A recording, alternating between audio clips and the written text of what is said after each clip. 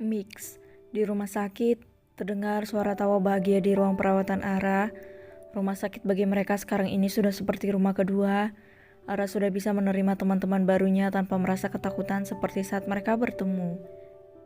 1 bulan dirawat secara fisik dan mental membuat perubahan besar bagi Ara. Meski terkadang ia masih sering tiba-tiba shock jika sebuah kejadian mengingatkannya pada kejadian saat dia dibully. Perkembangan yang sangat bagus. Namun Ara belum diizinkan untuk bertemu dengan orang lain karena sejauh ini orang yang bisa dia terima Ara hanya sampai pada taraf sahabat-sahabat kekasihnya. Ra, makan obat yuk, ini udah jam 1, ucap Joel sambil membawa mangkuk berisi bubur hangat dengan obat yang sudah disiapkan. Tapi makan dulu ya, ucap Joel yang langsung duduk di atas berangkar Ara. Kamu udah makan? Tanya Ara pelan, menjalin hubungan dengan pria tampan di depannya itu dan menerima perhatian Joel. Terus-menerus membuat Ara mulai merasakan getaran aneh dalam hatinya. Rasa nyaman dan aman jika dia berada di dekat Joel. Udah tadi, kamu makan yuk biar cepat sehat, ucap Joel sambil mulai menyendok bubur itu. Biar aku aja, kamu pasti lelah merawatku terus. Kamu istirahat aja dulu, belum lagi kamu kerja sambil ngerawat aku, ucap Ara yang merasa tak enak pada Joel. Gak mau, aku tuh udah cepat makan, jangan bawel, kalau bawel aku cium loh, ancam Joel. Iya makan nih, ketus Ara. Joel tersenyum hobi barunya dalam membuat kesal gadis manis yang rambutnya mulai tumbuh itu. Ulu si botak udah punya rambut aja, ha? Celutuk Joel seraya mengusap kepala Ara. Ara tersipu malu, Joel benar-benar manis padanya. Cie, malu nih, ha? Gemes banget aku sayang, ha? Celutuk Joel lagi sambil mengusap pipi Ara. Kasih makan aja dulu kak, entar kalau obatnya telat awas loh. Suara tajam Dianra menusuk telinga Joel. Wajah Joel kusut, iya malampir dasarnya obes, datang-datang menyindir aja.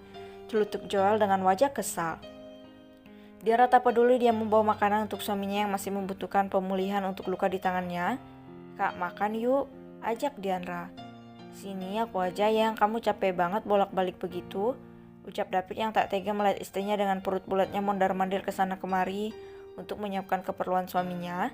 Gak apa-apa, kamu lagi sakit, biar aku yang urus. Lagian so jagoan sih main berantem sama kakek-kakek, kenapa? Kena pisau kan tangan kamu, dasar bikin khawatir aja gerutu Dianra. Meski menggerutu, dapat David pahami kalau Dianra benar-benar khawatir pada dirinya. David menarik tangan Dianra namun Dianra tak menoleh, dia malah menunduk. Yang panggil David namun Dianra tak menoleh. Sayang lihat aku, ucap David namun Dian tak menoleh. David menarik pelan wajah Dianra, betapa terkejutnya David saat melihat istrinya menangis dengan air mata mengalir deras dari kedua pelupuk matanya. Dian sayang, David langsung memeluk istrinya yang menangis. Sayang, maaf bikin kamu khawatir. Maafin aku, jangan nangis, aku janji gak lagi deh, ucap David panik.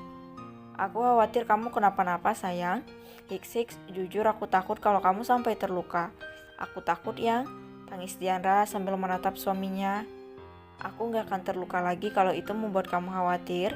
Maafin aku, gak akan terulang lagi. Maafkan aku, ucap David. Jangan terluka, aku dan baby gak suka lihat kau sakit. Gak suka lihat kamu menderita bahkan sedih. Jadi please jaga diri kamu sebisa mungkin kak, ucap Dianra. Iya aku janji, udah jangan nangis. Mama kok cengeng banget sih. Mama jangan nangis ya, maafin papa, ucap David sambil mengusap perut istrinya. Iya yo makan, kamu harus minum obat biar cepat sembuh, ucap Dianra. David menatap istrinya. Terima kasih selalu bersamaku sayang. Aku juga gak bisa melihat kamu dan calon anak kita menderita. Aku kagak mau itu terjadi, ucap David dalam hati. Sementara itu, tampak Ornel, Pasco, Joey, dan si kecil Edward baru saja memasuki ruangan perawatan itu. Namun, tampak ada yang baru. Pasco menggendong Edward yang tiba-tiba menempel pada dirinya. Jarang-jarang Edward dekat dengan pamannya yang menurutnya seperti bos preman itu. Uncle Pasco nanti kalau Edward udah pecal, Edward mau jadi kuat seperti Uncle Pasco, celutuk bocah kecil itu. Wah benar, kalau begitu Edward harus makan yang kuat dan sehat supaya bisa lebih kuat dari Uncle Joel, Uncle David dan Daddy, ucap Pasco yang tampaknya sangat menyukai anak kecil. Benar Uncle, tapi bukan seperti Daddy, ucap Edward. Mereka terbelalak, bahkan yang lain juga turut mendengar celutukan bocah kecil tampan itu. Dasar anak edan, ketus Othniel. Dinistakan anak sendiri, emang enak kak? Bisik Joy. Cak, ajaran si Dianra nih, ketus Othniel. Emang Daddy kenapa? Tanya Pasco seraya membawa Edward duduk di sofa dengan bocah itu masih tetap duduk di atas pangkuannya. Daddy mah lemah Uncle, celutuk Edward. Joel, Dianra, Ara, dan David tertawa terbahak-bahak mendengar ucapan Edward. Lain halnya dengan Othniel, dia malah memasang wajah geram. Daddy kalah terus kalau debat sama Auntie Dianra, kan lemah? Ejek Edward. Kamu ada-ada aja, ucap Pasco sambil mencolek pipi Edward. Emangnya kamu mau jadi kuat untuk apa? Tanya Pasco. Aku mau jagain Daddy sampai Daddy tua, jagain Uncle Pasco, Uncle David, Uncle Joel, Auntie Dian, Auntie Joy, Auntie cantik, ucap Edward yang membuat mereka tertegun. Dan terakhir jagain baby Bubu. Makanya Edward harus kuat biar sanggup jagain kalian semua, celutuk bocah kecil itu. Pintar banget sih, gak kayak Daddy. Pasco tertawa lepas sambil menggendong Edward. Mereka semua tersenyum melihat kedekatan Edward dan Pasco. Tapi lain halnya dengan Othniel yang selalu saja dijadikan tumbal untuk bahan ejekan. Ada-ada saja sahabatnya itu. Cak, kalian sih tidak mengizinkanku ikut bertempur. Jika kalian izinkan aku akan menunjukkan sifatku, kalian malah mengejekku. Othniel kesal, dia memalingkan wajahnya ke arah lain. Kalau kau ikut kau pasti akan menunjukkan sifat aslimu yang persis seperti kedua kakak kembarmu dan papa dan mama Park. Aku takut kau menggila Othniel. Batin David yang pernah melihat bagaimana gilanya Othniel jika menghajar seseorang. Bocil diam saja, tak perlu banyak tindakan. Cukup pastikan keamanan Nyombes dan putramu saja sudah cukup, celutuk David. Kalau itu aku pasti akan melakukannya, kalian memang tidak percaya padaku, ketus Othniel. Aku percaya pada Kak Niel, aku yakin kakak itu orang hebat meski kalah kalau debat. Kak Niel, semua ada waktunya. Untuk saat ini bantu Dianra dulu ya.